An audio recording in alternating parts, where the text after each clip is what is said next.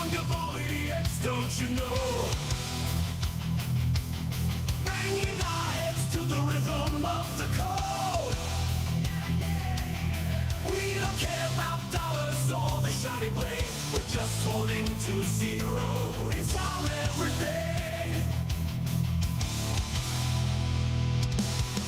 Round tripping positions, that's how we roll. We won't make a dollar, won't sell. Hey, good morning. Happy Monday, guys. Man, it's over. It's not over. It's over again. And Germany here, selling, not selling, selling again. Make up your mind, German bros. All right, so Germany been dumping their Bitcoin last week and really going back a few weeks. And looks like they're at it again. The German government sending another 1,000 Bitcoin, about 56 million bucks to exchanges. They're not done yet. They've got over $1 billion left to sell. $1 billion in Bitcoin, not $1 billion Bitcoin. It doesn't exist, guys.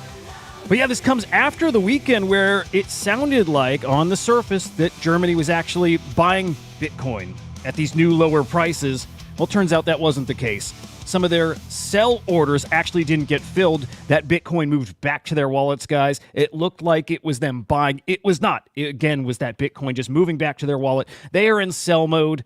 What can you do? Now, we got this tug-of-war going with entities or big Bitcoin holders like Germany, like the United States, also selling or planning to sell, doing their thing, selling while other companies and states and countries are buying Bitcoin. So we have this constant tug-of-war over big amounts of Bitcoin, and ultimately, this is why the price is fluctuating so drastically, guys. The most volatile period for crypto we have ever seen. Said it months ago, we'll continue to say it, and you're going to keep seeing this play out in the market over the next few months and probably over the next couple of years here. We are in a new era for crypto, guys. Now, this isn't going to turn around anytime soon. We have the Mt. Gox Bitcoin sale still looming, and keep in mind, guys, it's $9 million worth of Bitcoin. We have never seen that kind of Bitcoin, that amount of... we have not seen that kind of Bitcoin hit this market before. We have not. And again, you're seeing this kind of... This turmoil, this turbulence in the market without that even hitting yet. Be safe, be smart out there, guys.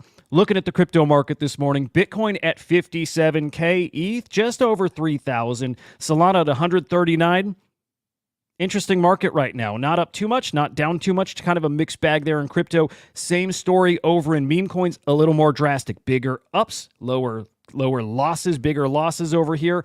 Again, guys, I'm not touching this market. Although when you see swings like this, there's certainly plays to be made, right? But I'm not touching this. I'm not that active of a trader anyways, but it's a scary market, and a lot of people predicting Bitcoin's heading much, much lower. I'm talking in the 40s even. So I'm just going to keep saying and reinforcing, be really, really careful out there right now. Looking at the NFT market, 10.8 million in sales yesterday, basically the same number on Saturday too. So really low volume over the weekend like we would expect. But again, with the market being what it is extra low, and I expect us to be heading over under 10 mil really at any moment here. Yesterday, the sellers down from Saturday, buyers down 2, transactions down, and then trade profits both days, both under $1 million. It's 1.4 in the negative on Saturday, just under $1 million yesterday. And then the weekly numbers are in too. We saw 97.7 million in sales last week, up slightly from the prior week and actually up from the week before that too. So we have 2 weeks in a row of increasing sales, and I wouldn't read into that too much. A lot of, honestly, you'll see on the next screen, but I think these money laundering type collections, really not legitimate type collections, not anything that there's high volume in, just some big sales. And again, I question what kind of sales those are. So that's making up at least a chunk of these numbers. I wouldn't read too much into this right now. It just gives you a ballpark figure, though, of where we're at, which is down significantly from where we were earlier in this year. You can see that here. Your top collections here in the past 24 hours, and again, you're seeing exactly what I mentioned here now. Your top collections, C-Hype C? No idea. Like, no idea. Pudgy Penguins, Solana Monkey Business, Node Monks, Base 8 Polygon, and Sea Dragon. These are 2 I've questioned in the past. Fraganas, Dozuki, Token Vesting Plans. It is a legit collection. It is more like liquidity positions, though. So, consider that. Instead of it being like a PFP, collectible, whatever, it's not that. And this is it's a different kind of NFT and a different kind of trading action. I'm pushing Puppets, Bored Apes, and Runestone up and then at the top 10. kind of replacing Hype C, Bored Apes, Base Ape, and Sea Dragon. So as you see here, low volume brings some really interesting collections to the forefront. Hey, it's nice for a change of pace at the very least here. Your top sales in the past 24 hours, actually a similar story there, and we've seen this over the past couple weeks too, but some strange ones coming up here. Dark Flex, Yapegs, and Karenai. Again, I'm not familiar with these. I don't know if those prices are legit. They're not wash sales, though. If they were wash sales, they wouldn't be showing here. It could just be people moving money around. Maybe they're legit. Maybe there's people who think these are worth $75,000 plus. But your top sale on this one is legit. A Bitcoin punk and an alien punk at that, guys, selling for just over 2 Bitcoin, $115,000. And that is a legit sale. That is about the going rate for those alien punks in the Bitcoin punks collection. Now, I thought that was actually lower than they had been going for, but that's not the case. It's right on par with some of those previous sales. And in fact, in the Bitcoin punks collection, it is the third highest sale ever. So pretty significant sale over there. Still, the rest of the NFT market struggling, as is the Runes ecosystem, which is getting dangerously close to falling under $1 billion market cap. That is not one Rune, right? That is not one fungible token. That is the entire Runes ecosystem getting close to falling under $1 billion. So we'll keep our eyes on that. Not looking great there. In the fungible token ecosystem still, though, guys, and not on Runes, not on Bitcoin quite yet, but guys, Ben.eth is back. Don't know when this happened, but he is back. Hosted a Spaces yesterday, is shilling a token called a Pepe. So that one a mild cook, at least here in the past 24 hours. If you're not familiar with Ben.eth, just stay away. You don't need to know anything. Just imagine Giga Scammer. I don't think there's anybody in this space that likes or loves the dude and would want to be in any token he's pumping. With that said, there's always opportunities, but I wouldn't touch anything he's in. But heads up, Ben.eth seems to be back here. A couple more quick updates for you. And guys, think of this. While the market is not looking great, that doesn't stop people from building. And that's an important thing to focus on in these kind of times.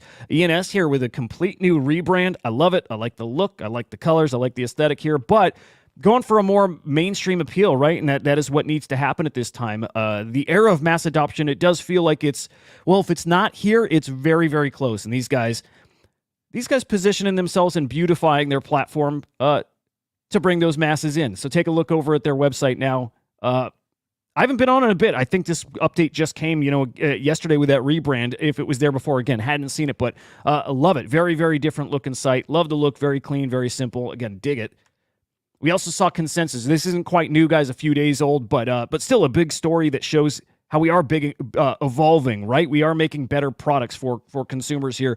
But Consensus acquired Wallet Guard, which is a security product, right? If you connect to maybe a bad contract, if you're trying to interact with a dangerous wallet or, again, contract, it's going to notify you right in your wallet. So right in your MetaMask wallet. Now, that is a great sign of building, and it's exactly what we need, especially in this time. And again, guys, it is a dangerous time, not just in the market, but we're seeing more scams popping up too. Maybe I can do a segment on that in Chain Reactor sometime this week, right? Highlighting some of the scams that are going on now. We did point out some last week, but be careful out there. This is a tool that'll help you remain careful.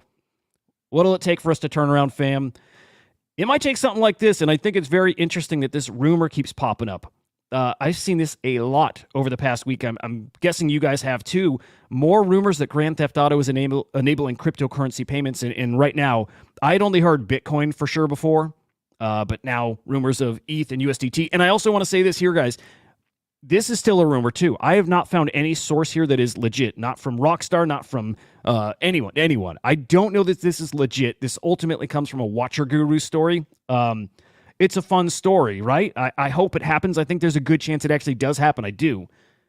But if you see these rumors, just know there's nothing confirmed. Pure speculation.